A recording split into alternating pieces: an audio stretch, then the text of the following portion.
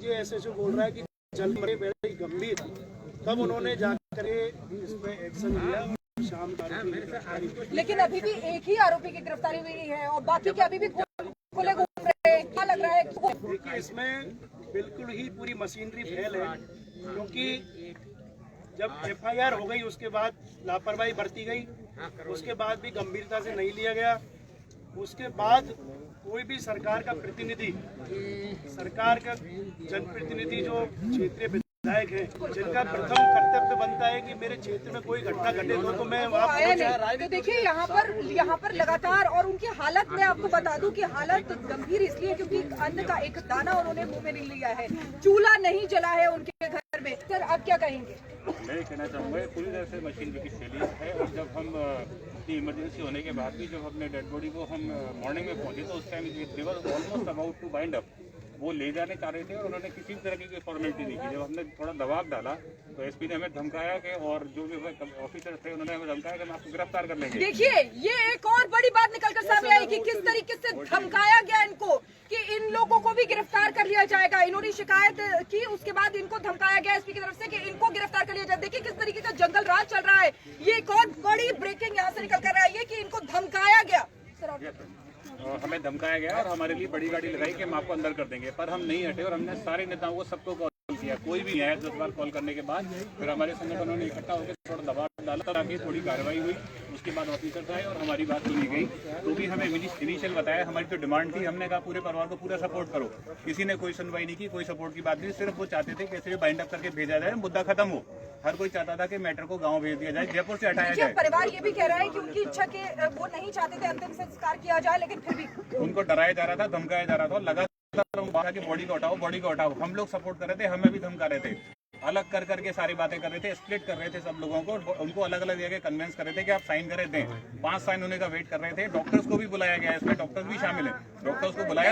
एक और बड़ी बात निकल कर आई कि डॉक्टर्स भी शामिल है, डॉक्टर्स भी शामिल है। तो क्या जंगल राज यहाँ पर चल रहा है जिस तरीके से पीड़ित परिवार के साथ? प्रदेश में जंगल राज चल रहा है, जिसका सीधा प्रत्यक्ष प्रमाण आपको इस बुकना गांव में ये बाबूलाल वैष्णव को जिंदा जला गया। एक व्यक्ति जिसके 6 बच्चियां होती है, जिसका एक बच्चा होता है, उसकी एक बच्ची विधवा है। देखिए आप मानवीय दृष्टिकोण से राजनीति के ऊपर उठकर, और यहाँ पर और भी लोग रहते हैं, आसपास रहते हैं, आप क्या कहेंगे यहाँ कैसी स्थिति है? क्षेत्रीय विधायक कहता है मैडम राजनीति नहीं हो रही है, राजनीति हो रही है। पहले चुनाव में 60 वोट मिलते हैं, दूसरे चुनाव में 250 वोट मिलते हैं। क्या ये कारण है? आप जनप्रतिनिधि पूरे विधानसभा क्षेत्र के, मुख्यमंत्री अपने निवास से अपने प्रतिनिधि को नहीं भेज पाए 3 किलोमीटर SMS, और आज बात करते हैं 180 किलोमीटर आने की। सर आप क्या कहेंगे कि जिस तरीके से हम देख रहे हैं अभी तक उनकी हालत नहीं सुधरी है, ऐसे में जबकि लोगों के पास पक्का मकान होना चाहिए, देखिए किस हालत में रह रहे हैं। यदि गवर्नमेंट के यदि प्रतिनिधि MLA MP मंत्री CM साहब यहाँ आकर के देखें, उनको पता लगे कि उनकी योजनाओं का ग्राउंड लेवल पे क्या लोग रह रहे हैं, उनको कहाँ पर योजनाएं आपकी कागजों में हाथों तक तो पहुँच नहीं रही है। ये गंभीर विषय है, लेकिन इसको सरकार आकर के देखेगी। और मेरी ये समझ में ही नहीं आ रहा कि यहाँ सरकार के नहीं आने का कोई कारण ही नहीं बनता है। यहाँ कोई जातीय विवाद नहीं है, यहाँ कोई धार्मिक विवाद नहीं है, यहाँ सारा गाँव सब समाज एक है इस मुद्दे पर।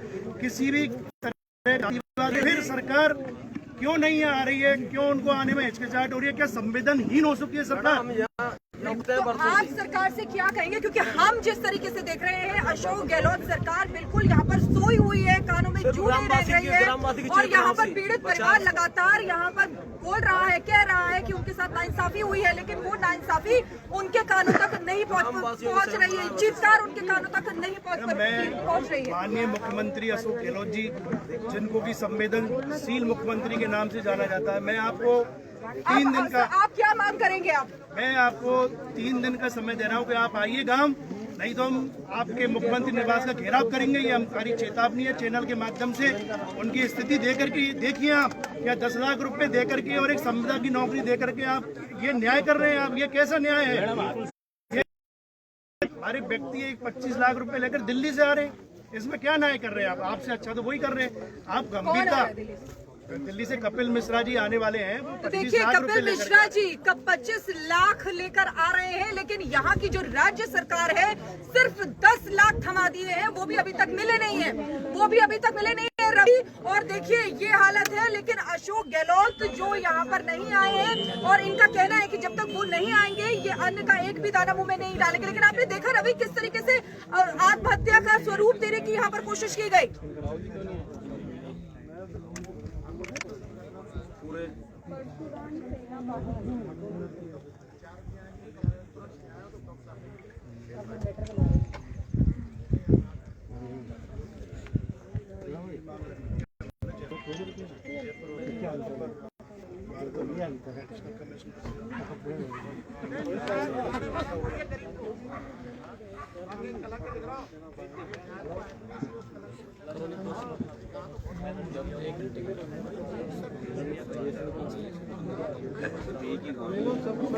और दूसरा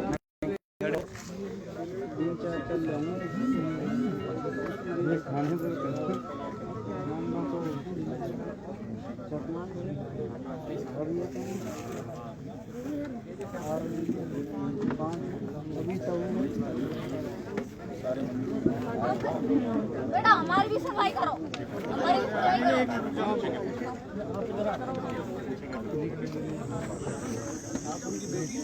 नहीं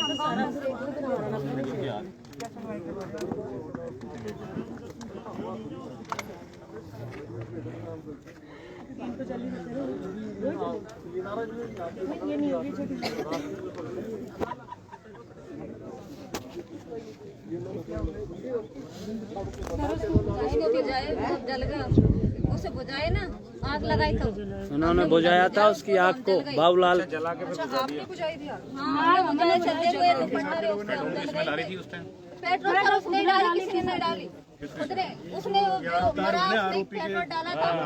उनका खास है, उनके पास पेट्रोल। हमको क्या पता, उसका पता चला जाता देखा। आप उनकी जगह पर क्या कर रहे थे? आप उनकी जगह पर क्या कर रहे थे? जाने कैसे आ गए? नहीं यहाँ खड़ा है, हमारा भी क्या होगा इसमें? अच्छा यही हुआ क्या? हमारा भी इसमें नहीं होगा। 2 मिनट रुक जाओ, जब कह दीजिए। जब आपको बुलाएंगे आप भी बोलो, ऐसा नहीं कि आप भी बोलो। पांडे जी यहाँ पे क्यों बुझाते हो?